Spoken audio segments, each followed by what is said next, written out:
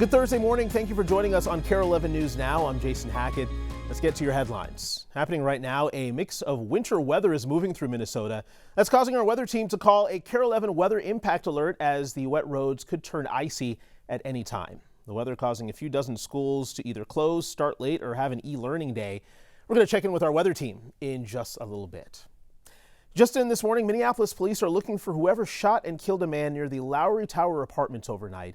Investigators say the shooting happened around 1:20 this morning near 31st Avenue North and 4th Avenue. Officers found a man who had been shot and tried to save him, but he died at the hospital. Police gathered evidence from the scene. However, no arrests have been made. Also overnight, 2 teens and an adult man are in the hospital after a vehicle theft and shooting. This happened near 35th and Colfax around 1:15. Officers say they were called to a vehicle theft in progress and multiple gunshots. 10 minutes later, that stolen vehicle dropped a 14 and 16-year-old off at North Memorial with gunshot wounds. That vehicle was later spotted by police and crashed on Marshall Street near the 44th Avenue bridge. So here's video from that scene. You can see several emergency vehicles responding. An adult male was taken to the hospital for his injuries. Now police are trying to figure out what led up to the initial shooting. Let's take you live now to our nation's capital, where this morning Senate Republicans advanced a bill to fund the Department of Homeland Security and end the partial shutdown. Danny Spiewak has been keeping an eye on votes all night. He's here now with more. The Senate met for just a few minutes this morning with only a few leaders present, but in a procedural move, they sent a bill back to the U.S. House to move forward a Republican plan that would end the shutdown that just days ago this plan had divided the entire party.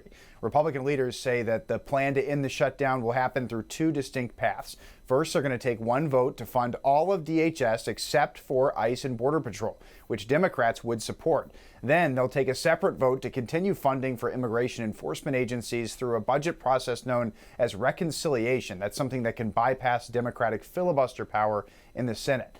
Even though the Republicans control Congress and the presidency, they'd been split internally on this plan until now. It was just last week that House Speaker Mike Johnson called the plan a joke. But the reversal is welcome news for TSA workers who just started getting back pay this week. We got some type of relief by getting a paycheck, but even now, most of the officers, many of my colleagues, didn't even receive the 2 pay periods that were supposed to be paid. Under this plan, Democrats are not going to get the reforms that they were seeking to ICE and Border Patrol, but their leaders have praised their caucus in the House and Senate for holding the line against Republicans.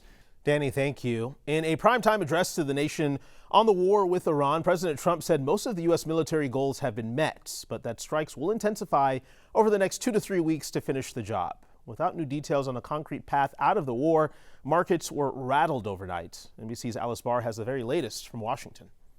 Hi there. President Trump did not reference American boots on the ground as we've seen a U.S. troop presence build up in the Middle East. He sought to reassure Americans and markets that the war's end is coming soon. President Trump speaking directly to the American people overnight in his first primetime address since the start of the Iran war, saying that 1 month into U.S. strikes, the nation's military objectives are nearing completion. We are systematically dismantling the regime's ability to threaten America or project power outside of their borders. The president pointing to progress toward destroying Iran's Navy, Air Force, and missile program. These actions will cripple Iran military, crush their ability to support terrorist proxies, and deny them the ability to build a nuclear bomb. But he made clear it's not over yet. We're going to hit them extremely hard over the next 2 to 3 weeks. Stocks slid and oil prices surged on word of more intense strikes and no concrete end date to the war that's upended the global energy supply and sent U.S. gas prices soaring over $4 a gallon on average. President Trump claimed after the fighting ends, prices would drop and the vital energy route, the Strait of Hormuz, would open up naturally, while also urging other countries to step in to take care of that passage. They must cherish it. They must grab it and cherish it. Critics saying the president didn't do enough to lay out the path forward, as a recent Reuters Ipsos poll shows just 35% of Americans surveyed approve of the war, 60% disapprove. We are not indicating how exactly we're going to end this. We're spending exorbitant amounts of money. 13 American service members have been killed. President Trump mourned their loss and said the U.S. must press ahead to honor their sacrifice.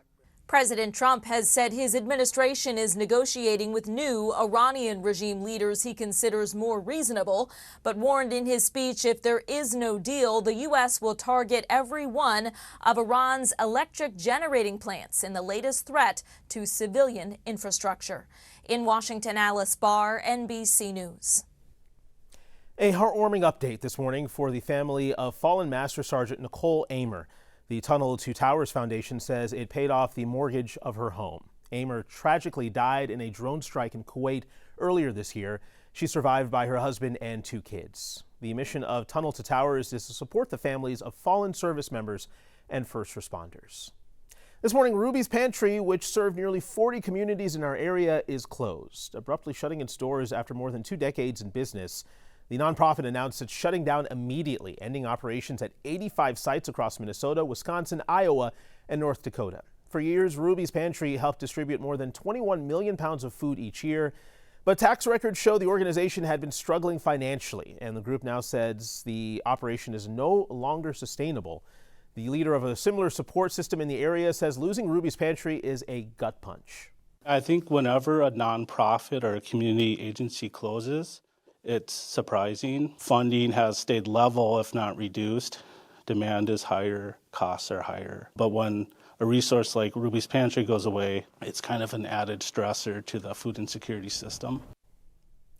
If you'd like to help the 300 food shelves across the state, the 45th annual Greater Minneapolis Council of Churches Food Share campaign is running through Easter. It gives 100% of its donations away and matches every one of them as well.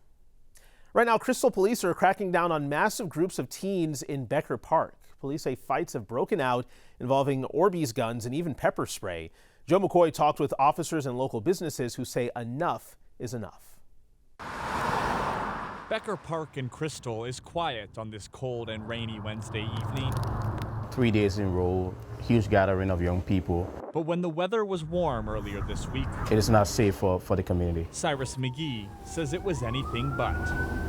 Since the start of the spring, it's been a heck of a time out there with the police coming in most often. McGee owns Family African Market across the street from Becker Park and has seen firsthand what Crystal PD says are groups of 75 to 150 unsupervised teens up to no good.